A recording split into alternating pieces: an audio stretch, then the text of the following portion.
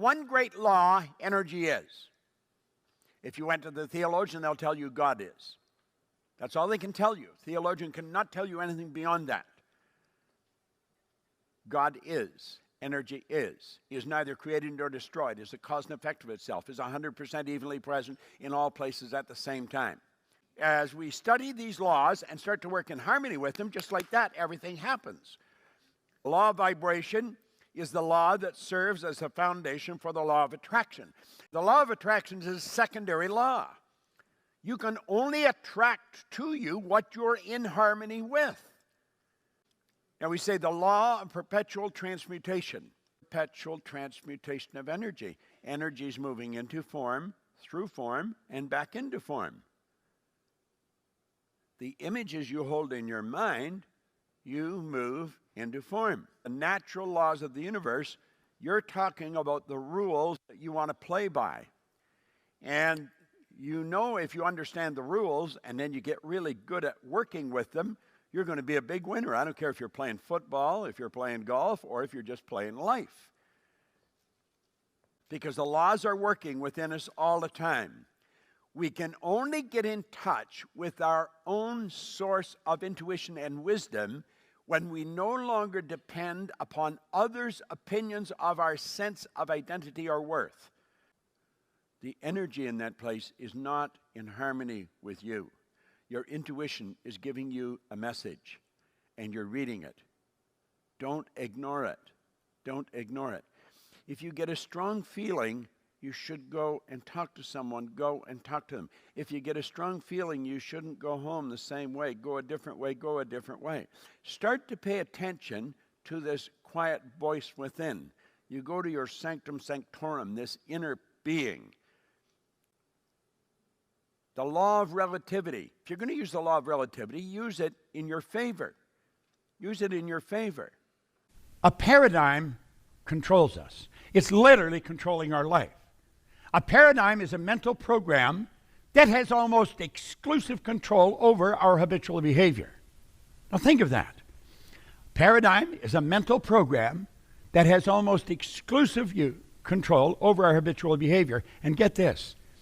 Almost all of our behavior is habitual. We wake up in the morning and we move into action. No thought, we just automatically move into action. In fact, if you reflect when you get out of bed in the morning, there's a pattern that you follow into. If you live with somebody, they have a pattern, and you don't mess around with their pattern, or there's trouble in River City. You see, we get dressed a certain way. We're programmed. This program runs very deep. It's genetic and it's environmental, and I'll talk about that in a moment. He said, if you do exactly what I tell you, your whole life will change. I'm going to show you something about decision. I want you to look at this very, very carefully. And if on the camera, if you'd put this on full screen, please. Let those lines represent levels of vibration. I have a cell phone here, and the cell phone operates on a level of vibration. The level of vibration is referred to as a frequency.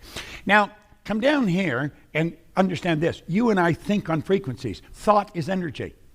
It's the most potent form of energy there is. Thought waves are cosmic waves that penetrate all time and space. So if we let these little puffy clouds represent thoughts, it's the thoughts that we think that produce the results that we get. Now that's the one point all great leaders have agreed on. They've disagreed on virtually everything else, but this one point. We become what we think about. Every great leader that's ever lived, they agree on this. We become what we think about. Well, the results we're getting are not the results we want. We say, there's the result I want, and we shoot at a target. That's where I'd like my income to go. That's the kind of car I want to drive. That's the way I want the kids to be educated. They're the kind of trips I want to take. And then we say, that is my goal, and I'm going to do that as soon as I get the money. That's the way it works. I am going to do that as soon as the kids are finished school. I'm going to do that as soon as this changes. But you know something? That won't change because our thinking hasn't changed. You know what happens? Pretty soon the decision fades. And then you know what fades? The goals fade. Why? We're not on the right frequency of thought. We're not thinking the right way at all. You see, the frequency that has the thoughts to manifest the dreams that we've got is up here. and we're operating way down here. That won't work. Do you know what it calls for? That calls for something we call a paradigm shift.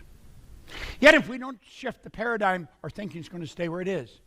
Where were you a year ago? Probably much the same state as you are now. Well, it may go up a little bit, but no great change. Most people don't make a great change because they don't have the right thoughts. You see, what we need is some of the high-octane energy. We need to get into this energy, these higher thoughts that change things. And when we do, everything starts to change. We've got to get off that frequency, and we've got to get on a higher one. And when we build a big goal, we've got to get our thoughts up on that frequency. You see, the thoughts to manifest the goal are already here. That's where we have to go.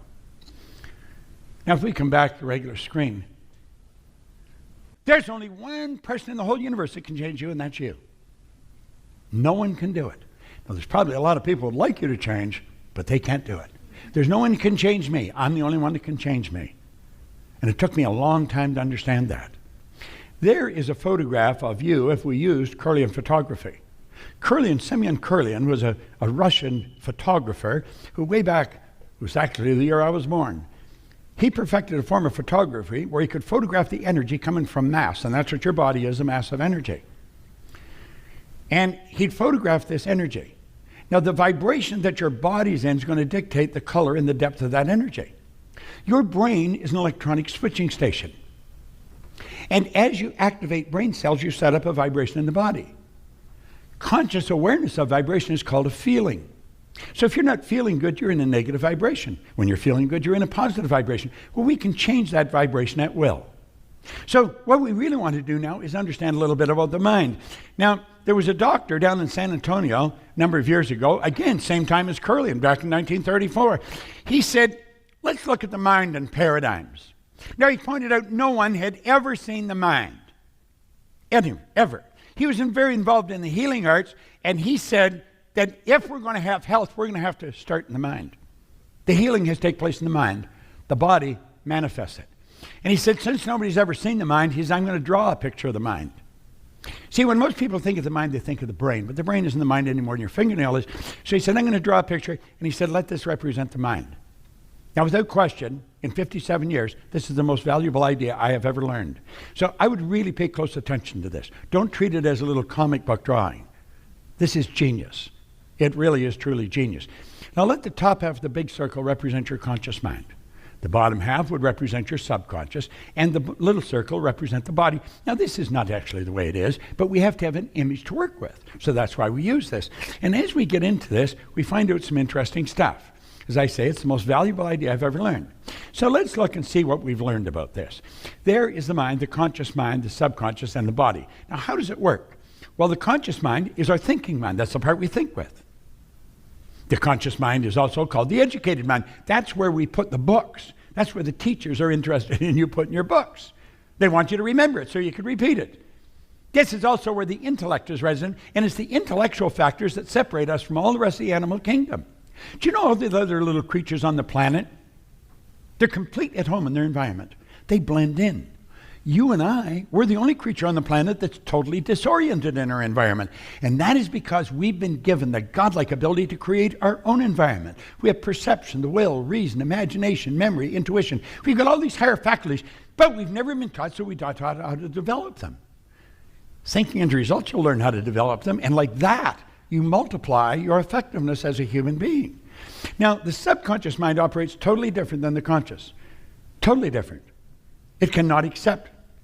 It has to reject everything, or it just accepts everything that comes into it. Now, the conscious mind can choose. It can accept or reject. As you're listening to me, you can accept or reject what I'm telling you. You can accept or reject what the news broadcasters are telling you about the economy. You can reject the idea when somebody tells you you can't do something. All things are possible. And when you reject it, you've got the ability to originate because you're a creative being.